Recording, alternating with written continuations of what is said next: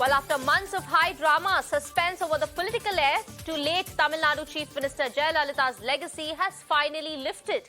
It is a big win for E Palaniswami as the AIADMK General Council has appointed him as the interim General Secretary.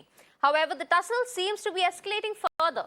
EPS faction has moved a resolution against OPS, removing him from party membership. While in a response, OPS has hit back, saying no one has the right to remove him and he will take the legal route. Meanwhile, police have sealed AIADMK office after violence broke out today. முன்னாள் கழக ஒருங்கிணைப்பாளர் முன்னாள் கழக உறுப்பினர் இன்றைய தினம் அனைத்து இந்திய அண்ணா திராவிட முன்னேற்ற கழக கழக பொதுக்குழு கூட்டத்தில் அண்ணன் ஓபிஎஸ் அவருடைய அடிப்படை உறுப்பினர் நீக்கப்பட்டிருக்கிறார். இந்த அவர் அத்துமீறி உள்ளே நுழைந்து மட்டுமல்ல, ரவுடிகளை அழைத்து வந்து கட்சிக்காரிலே தாக்கப்பட்ட சம்பவம் உண்மையாக வேதனை இருக்கிறது, கண்டனத்துக்கு வந்தது. எந்த ஒரு கட்சி தலைவராவது தன்னுடைய கட்சி நிர்வாகியை தாக்குவார்களா?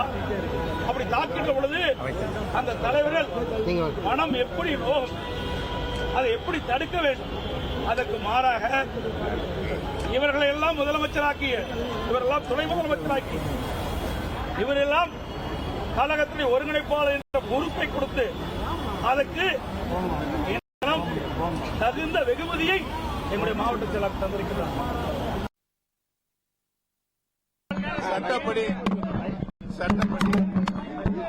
நீதிமன்றத்தில் சந்திப்பேன்.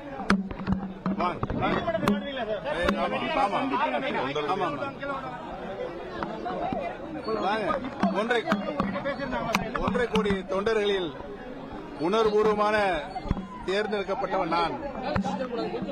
தொண்டர்களை சந்தித்து நீதி கேட்பேன். வாங்க. அதனால கோர்ட்ல நிலுவையில் இருக்கும்போது இந்த மாதிரி நிகழ்வுகள் நடக்கக்கூடாது, அது தவறானது. அவரே பொதுச் செயலாளர் ஆனதுங்கிறதே கேள்விக்குறியா இருக்கும்போது அவர் நீக்கியது எப்படி சரி? நிரந்தர பொதுச் செயலாளர் ஜெயலலிதா இல்லைன்னு சொல்லி தீர்மானம் நிறைவேற்றிருக்காங்க. அதை எங்க கழக தொண்டர்கள் அதுக்கு தகுந்தான பதிலடியை நிச்சயம் கொடுப்பாங்க. கால ஒரு சூழ்நிலையில முடிவு பண்ண வேண்டிய விஷயம். Well, Dharini joins me live on the broadcast for the latest on this particular story. Dharini, EPS has won the Jaya legacy battle, but OPS has promised to fight back, saying he'll use the legal route. Where does the fight go from here?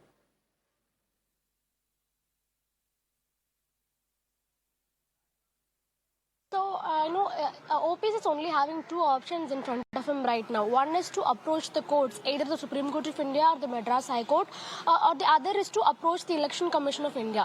So remember, in earlier days also he has, followed both these routes, but unfortunately he didn't get the result he wanted. But, right now also in front of him only these two solutions are there.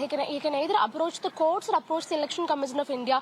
But OPS has on record told that he'll be taking the legal route, which means that OPS they'll be filing a petition in front of the Madras High Court or the Supreme Court of India, to stay the functioning of Edappadi K Palaniswami as the interim General Secretary of AIADMK. Remember, in today's General Council meeting, EPS was anonymously as the interim General Secretary of AIADMK, and soon, within 4 months' time, there will be an election to elect the permanent General Secretary too.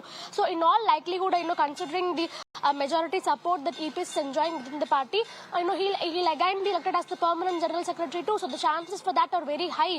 And moreover, the EPS faction on the other side, they have to be ready to face all the legal battles, because since OPS has come on record and told that he'll be taking the legal route and that he'll be, filing a petition in front of courts, the EPS faction, they should be ready to fight the legal battles. As far as the support within the party is concerned, EPS is definitely the winner, because of course he is enjoying the majority support among district secretaries, general council members and normal cadres. But when you talk about legal battles, both the EPS camp and the OPS camp, they have to sharpen their knives to fight the legal battle that will be coming forth in the upcoming days. But meanwhile, today Edappadi K Palaniswami, after being chosen as the interim General Secretary, he went to Jayalalitha's memorial the Marina Beach, and he paid his respects to her.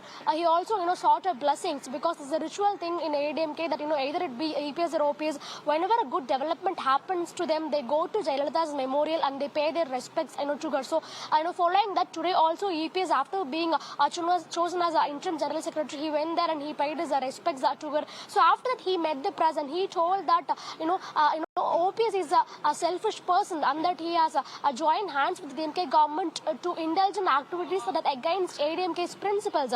He also accused O Panneerselvam of being selfish and of doing things that are against the AIADMK's principles and bylaws. And he also told that no senior leader anywhere in India will want their general council meeting to be cancelled, but OPS wanted that, and on that regard also OPS has acted against the party. So he has put forth several complaints towards OPS. The EPS camp headed by Edappadi K Palaniswami, that constantly putting forth complaints against O Panneerselvam. But on the other side, OPS he hasn't put forth any complaints, that he hasn't made any such sharp remarks, but he has clearly told that he will be going to the courts to seek justice, and that he'll talk to the people about his side of the story and explain to them what happened and seek justice among public.